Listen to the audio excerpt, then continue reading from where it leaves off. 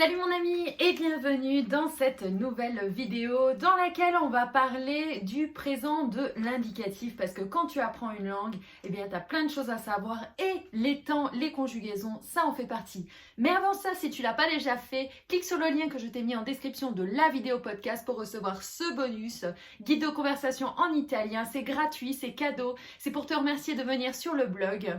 Ça te permettra de parler facilement italien lors de toutes les situations du voyage. Tu as tout le vocabulaire qu'il faut, les jours fériés, les tailles pour faire du shopping, enfin bref, c'est cadeau, ça me fait plaisir.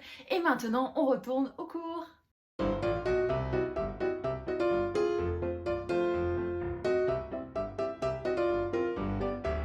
Le cours que l'on fait, eh bien, il se base sur ce livre que j'ai emprunté ici à la médiathèque.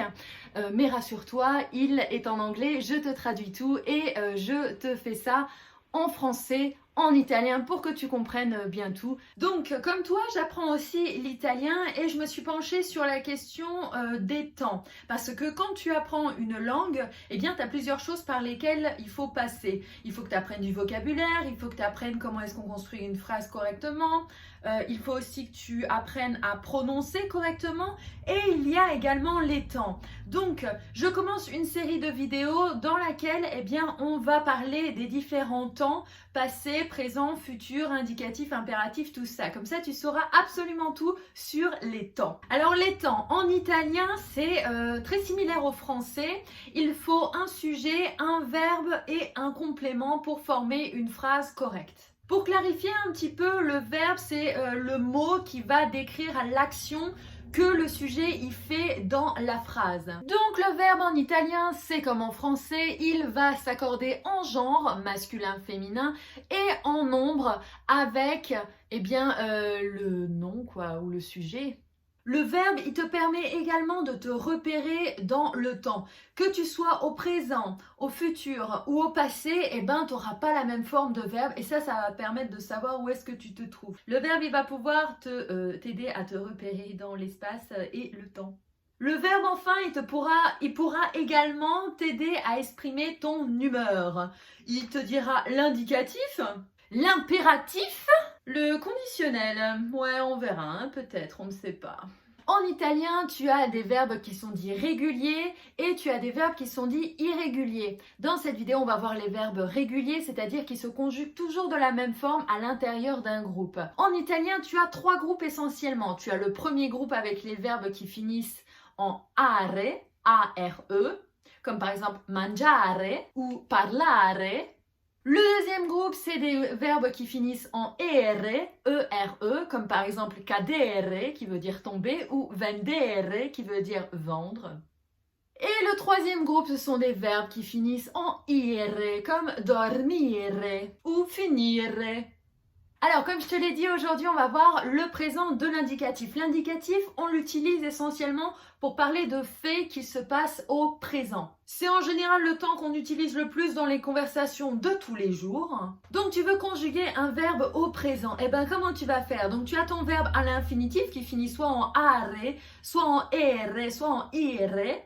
Tu vires les trois terminaisons que je viens de dire et tu conjugues avec le canevas que je vais te donner. Par exemple, on va prendre pour le premier groupe.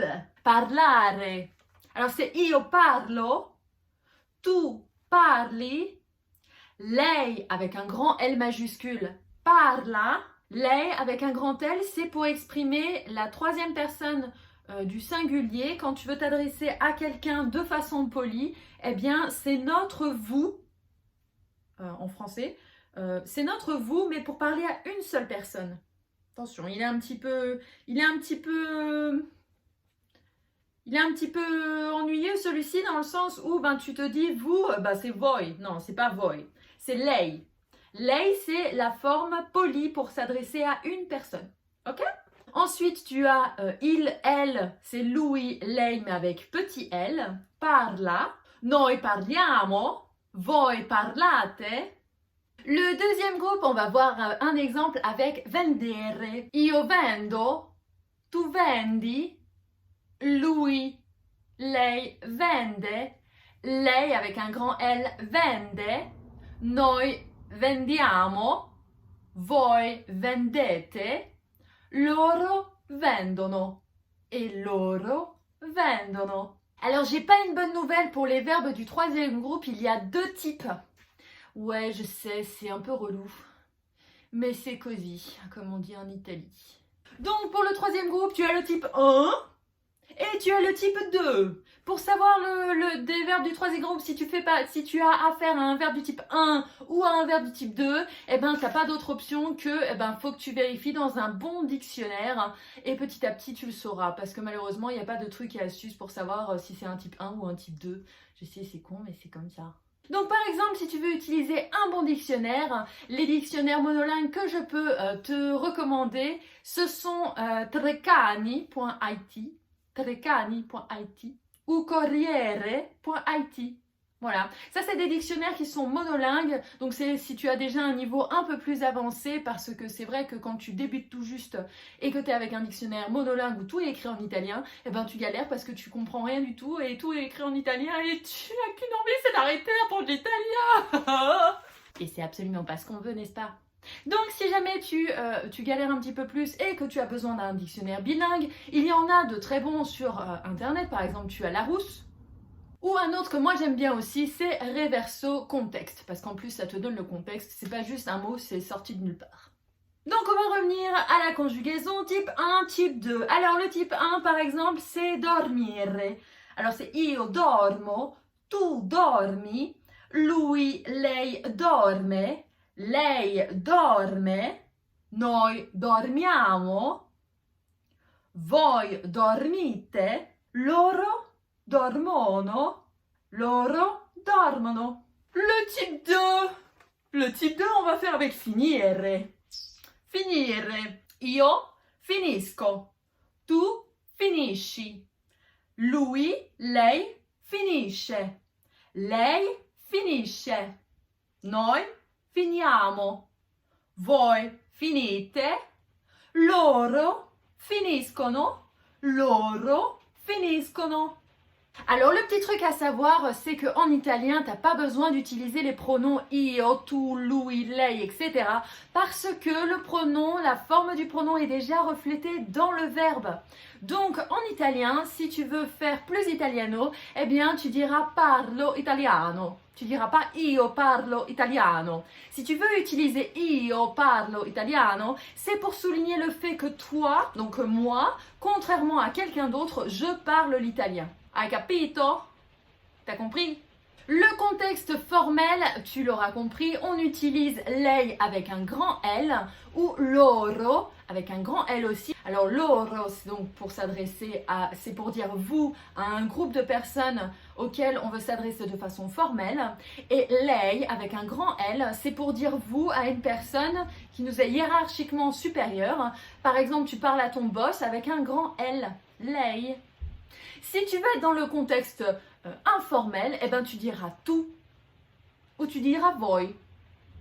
Alors je vais te donner quelques petits exemples pour mettre les choses en contexte. Si tu veux t'adresser à deux personnes de façon polie et formelle, eh ben tu pourras dire par exemple Signor Marti et Signora Marti capiscono. Tu vois? Tu ne mettras pas loro capiscono. Tu diras juste capiscono, d'accord? Ça, c'était le contexte formel. Si maintenant tu veux t'adresser à quelqu'un de façon informelle, eh ben, tu diras Mario, cosa preferisci? Tu vois? Là, on est à la deuxième forme. Preferisci. Et si tu veux t'adresser à un groupe de façon informelle, tu diras Paolo e Giulia, capite? Là, c'est voi.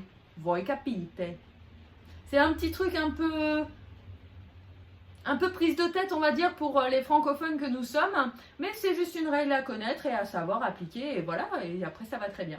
En italien, tu as également deux types de verbes qui se terminent en care ou gare et qui changent un petit peu par rapport aux autres. Pour pouvoir continuer à avoir le son dur que ou ge, il faut mettre un H si tu conjugues avec ce verbe au présent et qu'il y a un i juste derrière ou iamo. Parce que si tu mets pas le h, ça fera chi, chiamo. ou giamo, mais c'est pas ce qu'on veut parce que c'est pas juste, ok? Donc je vais te faire un petit exemple pour que tu comprennes. Alors, un petit exemple pour que tu comprennes, on a par exemple les verbes cercare ou pagare. Alors, cercare, donc c'est cerchi, cerchiamo, et pagare, c'est paghi, paghiamo. Voilà. Donc, ça, c'était important de le mettre parce que sinon, eh ben, ça sera pas juste. Donc, n'oublie pas le H qui permet de faire le son dur. On va terminer la leçon en parlant des 5 utilisations du présent de l'indicatif. Donc, comme on l'a dit, le présent de l'indicatif, tu peux utiliser le temps là pour parler de faits dans le présent. Par exemple, studio l'italiano. Tu peux aussi utiliser le présent de l'indicatif pour une action qui est en train de se passer dans le présent et qui continue. Par exemple, in questo momento mangio una pizza. Pour exprimer une habitude, un truc que tu fais tous les lundis ou tous les mardis, enfin de façon régulière. Par exemple, il lunedì mangio sempre la pasta. Quatrième utilisation du présent de l'indicatif, c'est pour parler d'un futur très très proche. Par exemple, pour dire demain tu vas faire un truc. Par exemple, tu peux très bien dire domani parlo con Giuseppe. Demain, je vais parler avec Giuseppe. Et même pour dire la semaine prochaine. Par exemple, i miei genitori arrivano la settimana prossima. Tu vois, c'est un truc qui est assez proche du présent, du coup, ben, on utilise le présent, quoi. Tu n'utilises pas le futur. Et pour exprimer une action qui se fait depuis un certain moment, eh ben, tu peux utiliser aussi le présent de l'indicatif. Par exemple, pour dire qu'il dort depuis 48 heures, tu diras, ce qui est très peu probable, mais ça fait rien. Lui dorme da 48 ore. Voilà, la vidéo podcast est maintenant terminée. J'espère que ça t'a plu, j'espère que tu as appris des trucs sur le présent de l'indicatif et que maintenant c'est un petit peu plus clair. On a vu que les verbes réguliers, il y aura bientôt une prochaine vidéo sur les verbes irréguliers. N'hésite pas à télécharger la fiche du cours que je te mets en dessous de cette vidéo pour pouvoir avoir un support de cours. Je t'y ai mis des exercices pour que tu puisses t'exercer sur le présent de l'indicatif. Moi, je te dis à tout bientôt pour une nouvelle vidéo podcast. D'ici là, prends bien soin de toi et à tout vite pour une nouvelle vidéo. Ciao!